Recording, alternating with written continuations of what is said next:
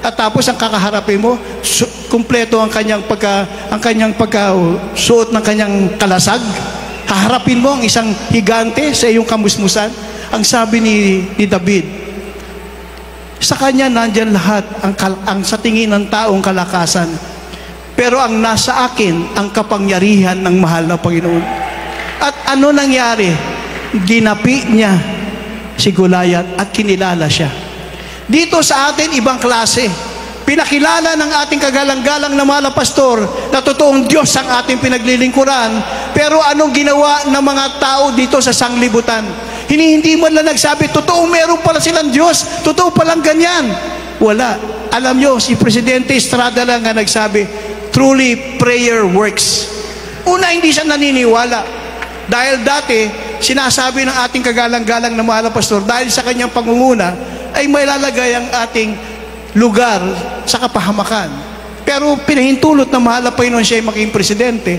Pero sabi ng ating minamahal kagalang-galang na mahal na pastor, magiging presidente si President Estrada 2.5 years. Eh may nagsabi kay presidente, sabi ng Evangelist Almeida, 2.5 years ka lang daw. Eh gaanong kapopular si Presidente Estrada noon? Napaka-popular siya. Hindi niya alam na pag nagsalita ang propeta ng Diyos, ito yung magaganap. At true enough, 2.5 years na wala siya sa pwesto.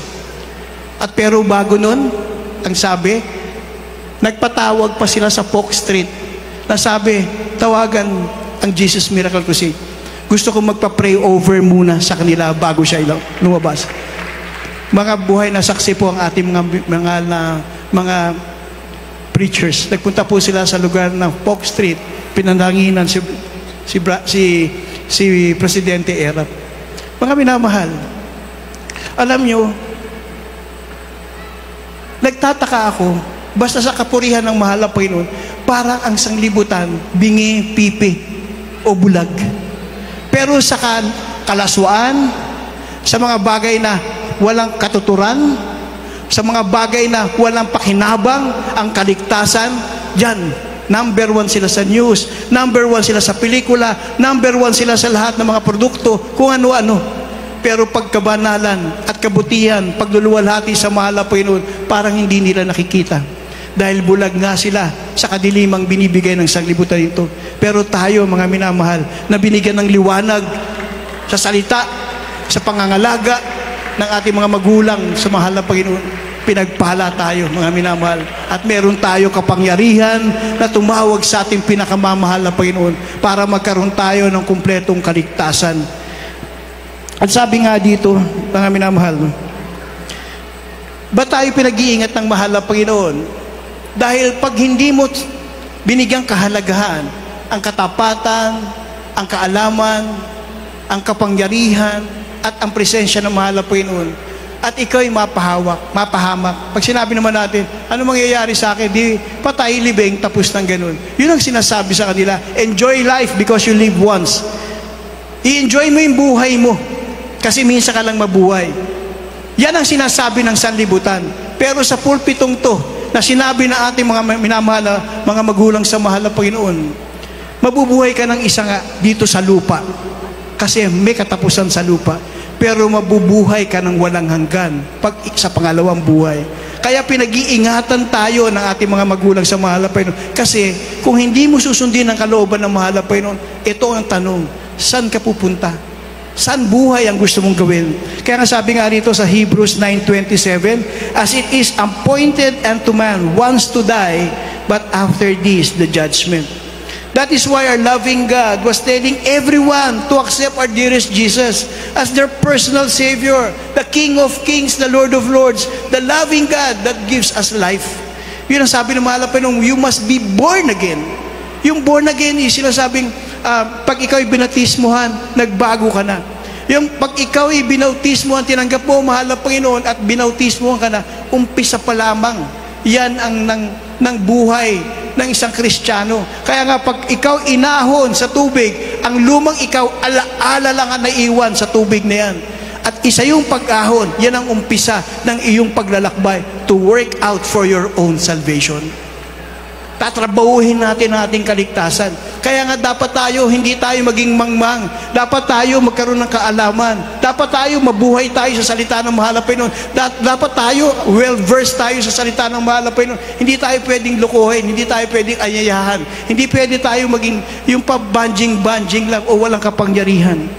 You must be born again. Kasi yung born again is accepting God as your personal Savior. Itatrabaho mo yun para ikaw ay magkaroon ng buhay na walang hanggan.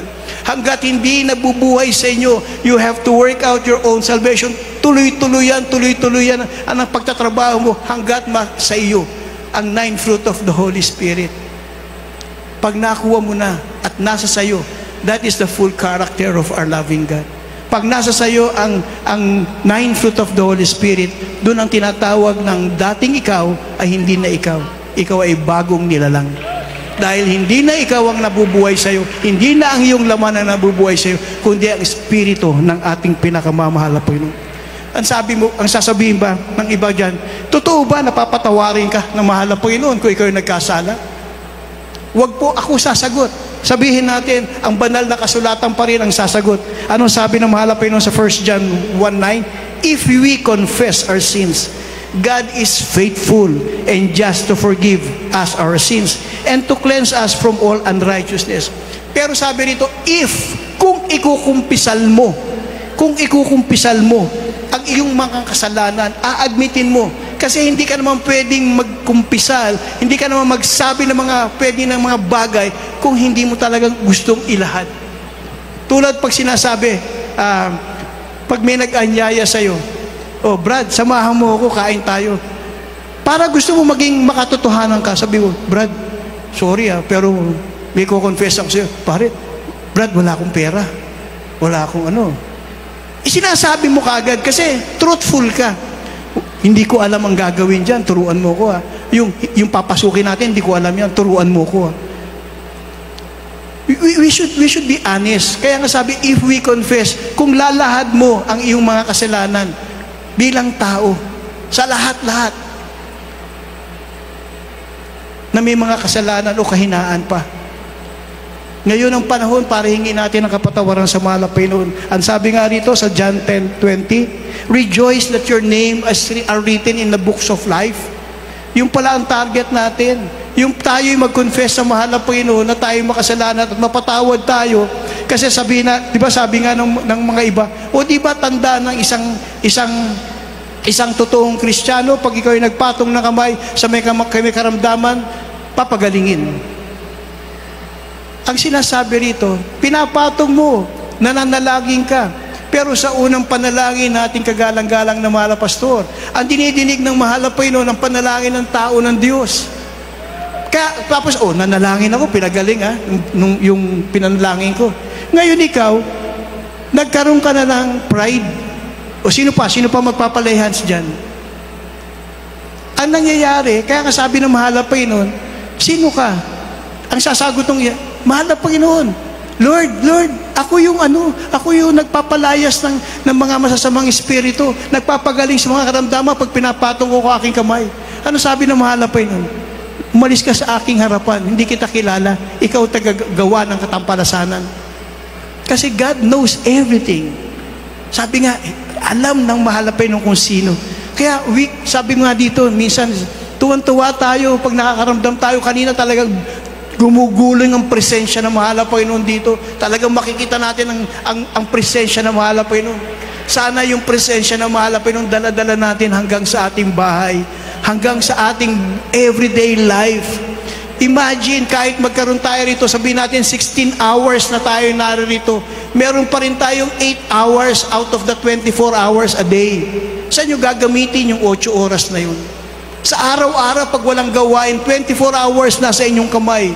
Saan nyo gagamitin ito? Baka 5 minutes para sa mahal na Panginoon. Matagal pa yon. Tayo nagpapasalamat. Ang sabi nga ng ating kagalang-galang na mahal na pastor, ang prayer lang na ating kagalang-galang na mahal na pastor, sana dumating ang pinakamamahal na Panginoon sa araw at oras ng gawain. Dahil dito sa araw na ito, bukas ang ating puso na naririto ang ating pinakamamahal na Panginoon. Kaya yun ang ating pinapanalangin. sa ating buhay. Tingnan po nga natin kung totoo ang ating pinag-uusapan na dapat tayo magtiwala sa katapatan ng ating pinakamamahal na Panginoon. Sa Revelation 20:11 to 15, ang sabi rito, ito ay totoong magaganap, mga minamahal.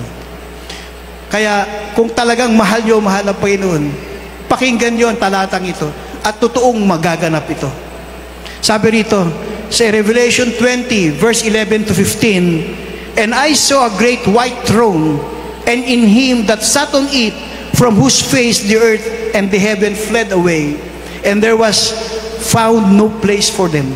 And I saw the dead, small and great, stand before God, and the book were open. Another book was open, and which book of life, and the dead were judged out of these things, which were written in the books according to their works. And the sea gave up the dead, and were in it. And death and hell delivered up the dead which were in them, and they were judged every man according to their works. And death and hell were cast into the lake of fire. This is the second death. Sino yung mga narito? Sino yung tinapon dun sa karagat-ragatang apoy na iniluwa ng impyerno, iniluwa ng dagat at para itapon sa impyerno? Sino to? And who were not found written in the book of life.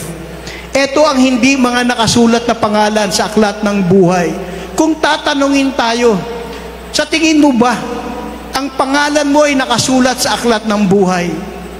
Alam niyo mga minamahal, sabi nga ang ating mga magulang sa mahal na Panginoon ay totoong tapat. Sabi nga ganoon, kaya ang ating mahal na pastor, ang ating mahal na pastor ay talagang nag-aayuno, nananalangin. Hindi nga nananalangin para sa sarili ng ating kagalang-galang na mahal na pastor. Nananalangin ng ating kagalang-galang na mahal na pastor para sa atin, sa inyo, aming mga mahal na mga kapatiran.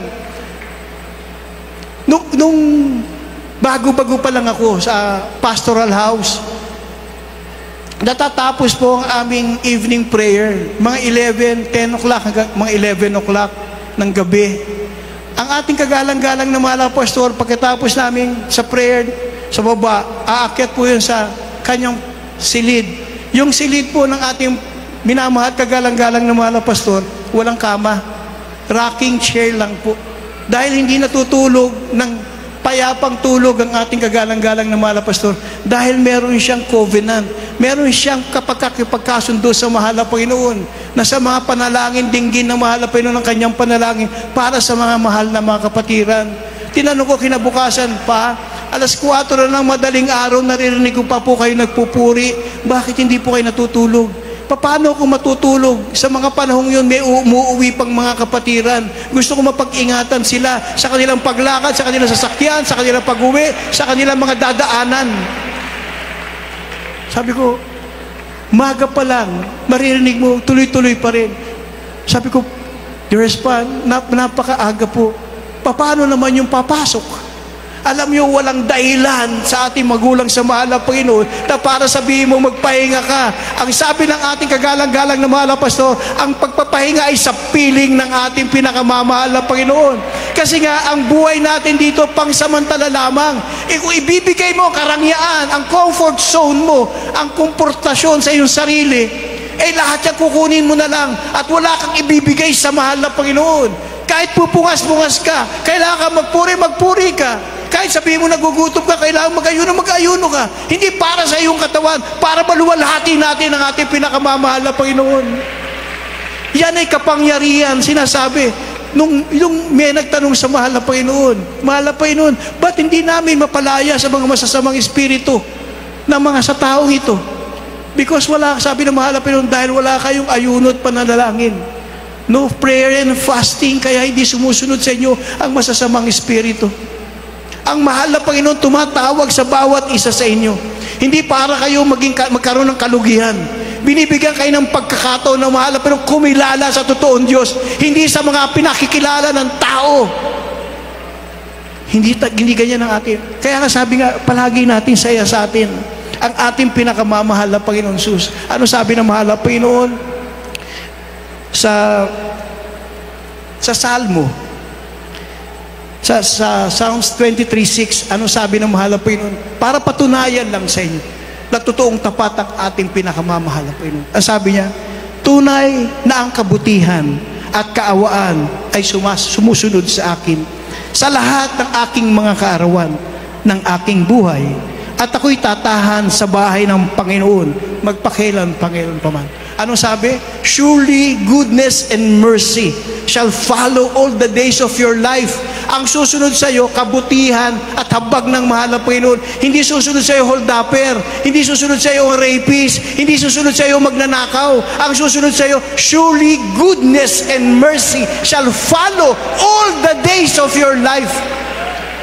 Ano pang sinigurado ng mahal na Panginoon? And you will dwell in the house of the Lord forever. Binigyan din ng mahal na Panginoon. Ayaw mo pa rin maniwala dyan. Sabi ng mahal na Panginoon sa Ephesians 5:27, upang ang iglesia ay maiharap ko sa akin. Sarili na maluwalhati, na walang dungis o kulubot o anumang gayang ganun, kundi ang iyong nararapat na maging banal at walang kapinsanan. Ang sabi ng mahal na Panginoon, para makasiguro kayo na after na yung surely goodness and mercy will follow at kayo mananahan, sinigurado ng mahal na Panginoon, ako ang magdadala sa inyo. Ako ang nagpakasakit, nagpakamatay para sa inyo. Para saan? Para tayo makuha ng mahal na Panginoon, hindi tayo maiwan. Ano sabi kanina ng aking beloved wife, beloved Peach? Ano daw sabi ng ating kagalang-galang na mahal na pastor? Anong kwenta ng buhay mo kung ikaw'y maiiwan dito upang pahirapan ng kaaway ng Diyos? Pangako ng mahal na Panginoon, siya'y darating, dadagitin lahat ng banal. Paano kung hindi ka banal? Paano ka dadagitin? Sabi nga, kailangan natin pagtrabaho, wag natin sayangin ng bawat oras, bawat minuto. Talagang akapin natin ang kapangyarihan ng mahal na Panginoon. Palagi natin sabihin, ito bang ginagawa ko? Matutuwa ang mahal na Panginoon na may buong kalakasan, kaalaman at kapangyarihan. Alam ng mahal na Panginoon, may gagawin ako maliit na bagay. Alam ng mahal na Panginoon, mahina ako, malakas ang mahal na Panginoon. May karamdaman kayo, mahal na Panginoon ay tapat. May karamdaman kayo, mahal na Panginoon, nagbigay siya ng kagalingan sa inyo. Meron kayong bigat sa inyong puso, kinuha ng mahal na Panginoon ang nasa sa inyong kabigatan. Sabi nga, ang mahal na Panginoon, He is the greatest provider. Dati nasa balik tayo ng karamdaman, ngayon siya ay nagbigay ng kagalingan. Tayo dati naghihirap sa ating buhay, nagbigay siya ng kasaganahan. Ganun tayong makalimot. Hindi tayong dating Israelita na lumabas sa Ehipto, na pagdating sa ilang ay hindi na kinikilala ang Diyos na naglabas sa kanila sa lugar ng kanilang pagiging bihag. Tayo ay nilabas ng mahal na Panginoong bihag sa kasalanan. Binigyan tayo ng pag-asa. Kaya nga sabi sa ating buhay, hindi kung sinasabi kayo bata o matanda o whatever. Kayo ay sinasabi ng ating pinakamamahal na Panginoong, kilalanin niyo yung Diyos na tapat sa inyo. Totoong Diyos na magmamahal at magkakalinga sa inyo. Totoong Diyos na nangangako, I will never leave thee nor forsake thee.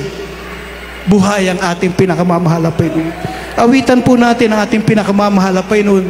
Awitin natin ang katapatan ng mahal na Panginoon sa atin. Hindi po sinungaling ang Diyos. Hindi po sinungaling ang ating pinakamamahal na Panginoon. Ang pinakamamahal na Panginoon ay tapat sa atin. Amen. Hallelujah. Hallelujah. Hallelujah. Sa lahat po ng gustong tumanggap sa ating pinakamamahal na Panginoon, inaanyayahan po kayo sa harapan. Mga minamahal, wala pong bayad ang pagtanggap sa mahal na Panginoon. Ang binibigay namin po sa inyo pag-asa. Hindi po namin kayo inaagaw kung saan. Kinukuha lang namin kayo sa sumpa. Gusto namin kayo magkaroon ng buhay na walang hanggan.